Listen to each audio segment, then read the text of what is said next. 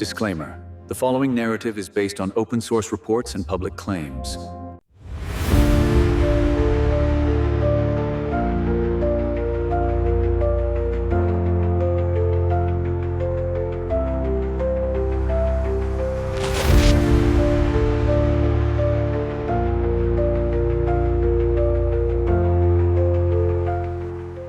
A new crisis is rattling Europe.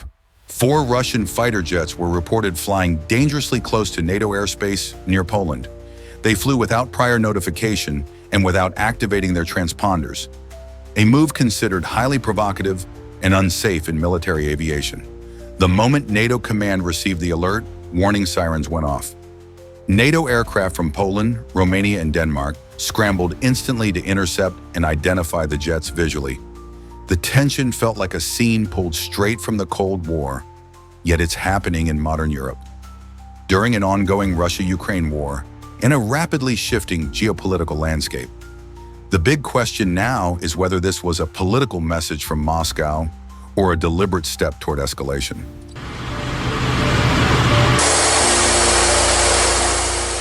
NATO's response was swift.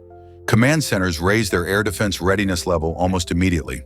Eurofighter Typhoons, F-16s, and even F-35s were launched under what is known as a quick reaction alert.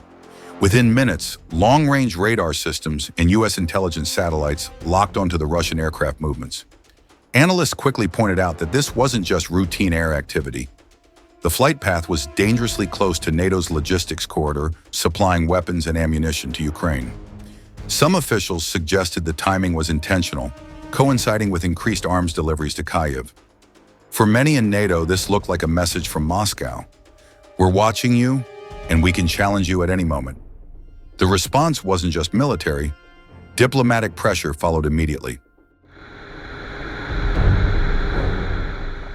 Politically, NATO countries reacted with a tone that was cold, serious, and unmistakably defensive.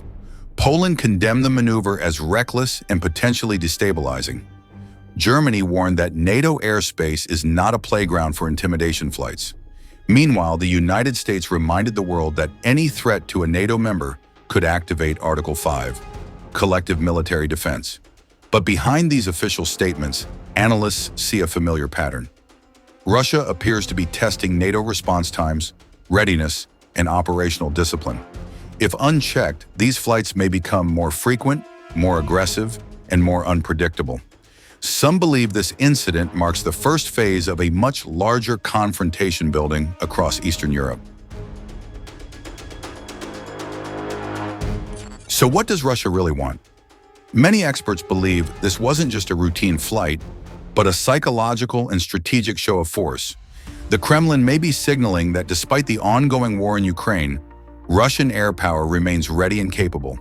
Others argue that Russia may be performing reconnaissance, mapping NATO radar, intercept patterns, and engagement timing. This strategy mirrors Russia's behavior before previous conflicts like Georgia in 2008 and Ukraine in 2014. Small provocations, analyze responses, escalate when advantageous. If that's true, then the world may be witnessing the early signs of a new confrontation. And as history has shown, what begins in the sky often becomes a warning of what's coming on the ground.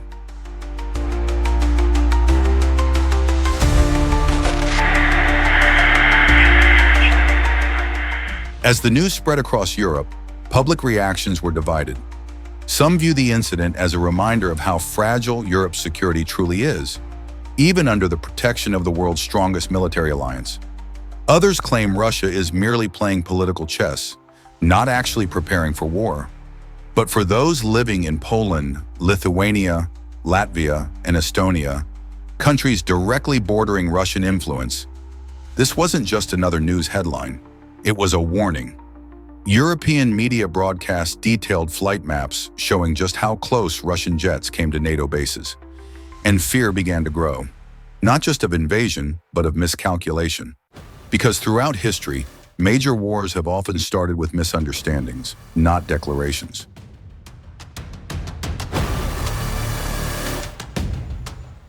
Meanwhile, military analysts began dissecting the technical details. The aircraft involved may have included Su-24s, Su-27s, and possibly Su-30 SMS. Fighters capable of carrying anti-ship missiles, air-to-air weapons, and advanced electronic warfare equipment. With that in mind, many experts now believe Russia wasn't just testing NATO's nerves, but NATO's detection and electronic defense capabilities. Intelligence teams monitored radio signals, flight formations, and radar behavior. One security expert summed it up perfectly. This wasn't an attack, it was a statement. Putin didn't fire missiles, he fired fear.